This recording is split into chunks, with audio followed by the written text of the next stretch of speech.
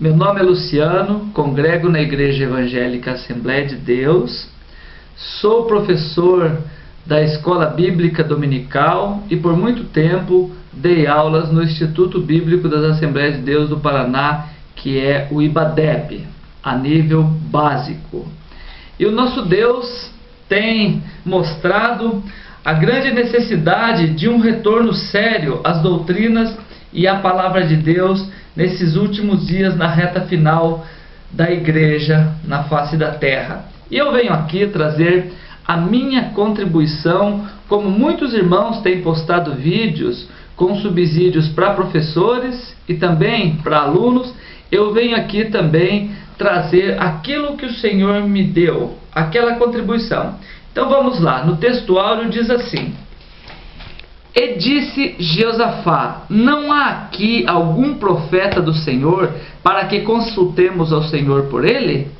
Então respondeu um dos servos do rei de Israel e disse: aqui está Eliseu, filho de Safate, que deitava água sobre as mãos de Elias. Em 2 Reis, capítulo 3, versículo 11. Na verdade prática diz assim: através do ministério de Eliseu aprendemos que os grandes homens foram aqueles que aprenderam a servir. Bom, é muito importante nós entendermos algumas coisas a respeito do ministério de Elias e Eliseu. Elias foi chamado por Deus para ser profeta, mas Eliseu também foi chamado por Deus. É um princípio que rege o reino de Deus. Quando o nosso Deus ele quer alguém em determinados lugares na sua obra, não é necessário nós forçarmos a barra, porque quando o nosso Deus chama, ele cuida, ele zela, ele abençoa, ele trabalha juntamente conosco. Como também, quando ele não chama, as coisas costumam ficar bastante complicadas para a pessoa, porque ela foi sem ser chamado. Na casa de Deus, na igreja do Senhor, ela já diz: a igreja do Senhor Jesus sobre a face da terra. Então a igreja, ela é dele. Se ela é dele, ele quem cuida. A igreja é o corpo e o cabeça é Cristo. E diz assim: também Jeú, filho de Ninsi, ungirás rei de Israel, e também Eliseu, filho de Safate, de Abel-Meolá, ungirás profeta em teu lugar. Bom, na lição em questão, aprendemos que a soberania de Deus é quem determina quem é quem na igreja. Bom, nós podemos ver hoje no nosso contexto mundial, nas nossas cidades, no nosso estado, nos grandes movimentos que existem aí espalhados pelo mundo, os movimentos pentecostais, os movimentos neopentecostais, os movimentos tradicionais, as suas muitas denominações. Existem sim muitas denominações sérias, mas existe também pessoas que não foram chamadas por Deus e elas hoje trabalham em função de si mesmo, pregando uma doutrina que agrada ao povo, que fala aquilo que o povo quer ouvir, trazendo um grande estrago e um grande prejuízo para a obra de Deus. Vamos lá. Bom, quando o nosso Deus chamou Eliseu através de Elias, ele foi específico. Vai, aqui diz assim, ó: vai, ungirás Eliseu em teu lugar. Ele foi muito específico. Vai e unge Eliseu, porque Eliseu vai ficar no seu lugar. Bom, isso mostra que a determinação, a ordem dos acontecimentos, ela parte de Deus. Não adianta o cara se declarar, forçar uma situação para que ele venha a ser um obreiro do Senhor, para que ele venha a ser o dirigente de uma igreja, o líder de uma mocidade, ou líder líder das crianças, ou líder de qualquer um dos departamentos da igreja, ou líder também da igreja.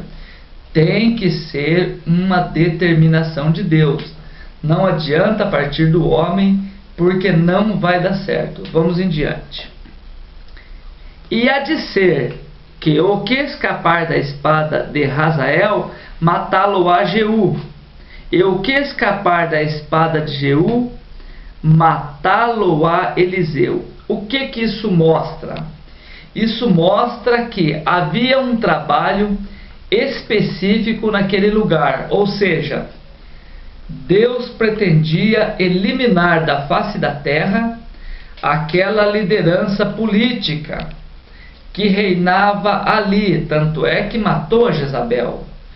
Deus levantou Jeú, Jeú foi lá e matou a Jezabel, e o que sobrasse também Eliseu iria e passaria a espada, terminando assim com o mal dentro de Israel. Havia uma obra, havia alguma coisa a ser feito.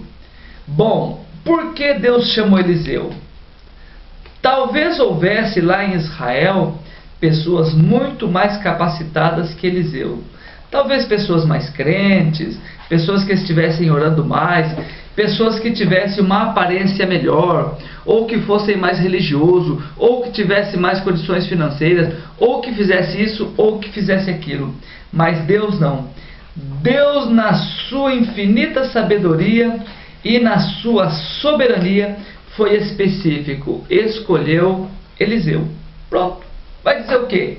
Ele escolheu nas estâncias superiores, lá no coração de Deus, ele disse não. Eu quero Eliseu. Quando Elias foi procurar Eliseu, Eliseu estava lá, com 12 juntas de bois arando o campo. Quando Elias chamou ele, ele voltou atrás, matou uma junta de boi, né? Fez ali um assado, uma comida ali e distribuiu para as pessoas, mas deixou 11 lá para que outra pessoa continuasse fazendo aquilo que ele estava fazendo nos campos. Assim também a gente enxerga em Jesus os 12 apóstolos e tendo um se suicidado também. Assim o nosso Deus, ali sendo Elias um tipo de Jesus, ele colocou o Espírito Santo para trabalhar juntamente com a igreja. Dos 12 apóstolos, um morreu, mas depois Paulo foi escolhido para estar no lugar de Judas, que ele se enforcou. E ali também, das juntas de boi que Eliseu estava no campo arando, uma Eliseu matou e 11 restaram. Nisto a gente vê um tipo de Cristo, onde 11 trabalhadores ficaram ali no campo trabalhando. 11 apóstolos aqui e 11 juntas de boi lá atrás. É um tipo de Jesus Eliseu. Bom, assim nós caminhamos para frente, aonde nós podemos ver a continuação da palavra de Deus, aonde diz assim: então deixou ele os bois e correu após Elias e disse: deixa-me beijar o meu pai e a minha mãe, então te seguirei. Ele disse: vai e volta, porque te tenho eu feito. Bom, Eliseu ali mostrou que ele era uma pessoa preocupada com a família. Ele foi lá beijar o pai e a mãe dele, explicou que Deus tinha chamado ele, explicou que o profeta tinha ido, trazido a palavra de Deus, tinha ungido, e Eliseu desejou no fundo do seu coração ter porção dobrada do Espírito que estava sobre Elias. E o que Elias disse para ele? Se você me ver na hora subindo, jogarei a minha capa e você pegando a minha capa, você vai poder continuar fazendo o que eu estava fazendo. Só que Deus deu porção dobrada para Eliseu. E Eliseu continuou fazer o ministério, continuou fazendo o ministério ali nos passos de Elias. Então isso, a lição nos mostra claramente acerca do legado de Elias. Elias trabalhou, fez e teve suas dificuldades. Bom, quem que Elias enfrentou? Elias enfrentou os falsos profetas de Baalins, eliminou e exterminou eles. Jesus enfrentou os saduceus, os fariseus, os herodianos, todos os hipócritas e religiosos da época, e também venceu, porque iniciou ali um núcleo da igreja, o farisaísmo, o saducaísmo e todas aquelas religiões que existiam ali na época, elas terminaram. Mas o ministério de Jesus, esse continuou até os dias de hoje, e eu e você fazemos parte dele, e estamos hoje com a mão no arado, trabalhando e ensinando o povo de Deus. Bom, nós podemos ver ali que Elias caminhou 40 dias, Jesus também jejuou 40 dias. Eliseu, ele ouviu a ameaça de Acabe, de Jezabel, e temeu, mas Jesus não. Jesus, após o jejum, ele enfrentou ali o próprio Satanás, iniciou seu ministério. Elias pode ser um tipo de Jesus, mas Jesus é infinitamente superior a Elias, e em todas as instâncias do ministério de Jesus, nós vemos ali a grande superioridade do trabalho de Jesus aqui na terra.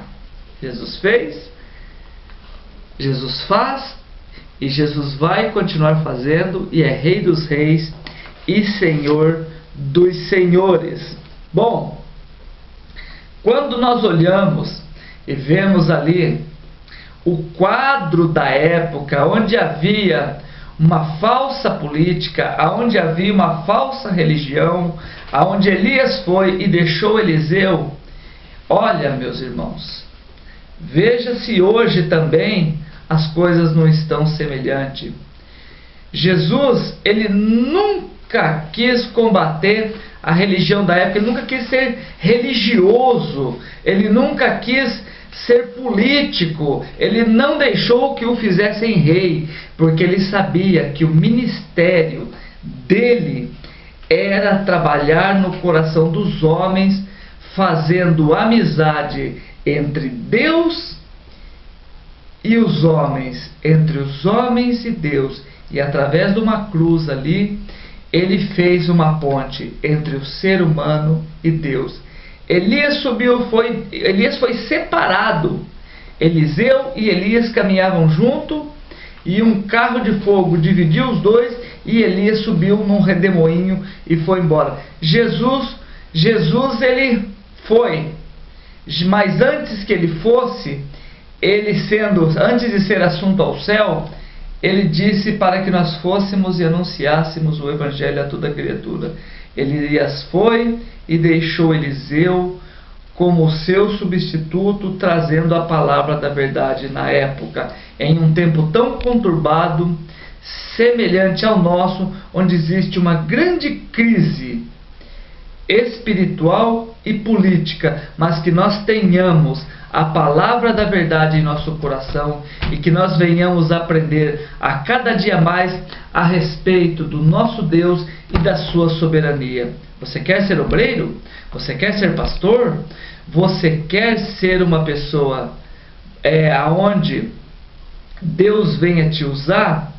Busque, ore, coloque nas mãos do Senhor. Mas lembre-se e não se esqueça que a soberania e que o decreto para que tal acontecimento aconteça tem que surgir da boca de Deus. É Ele quem decide e não você. Muito obrigado.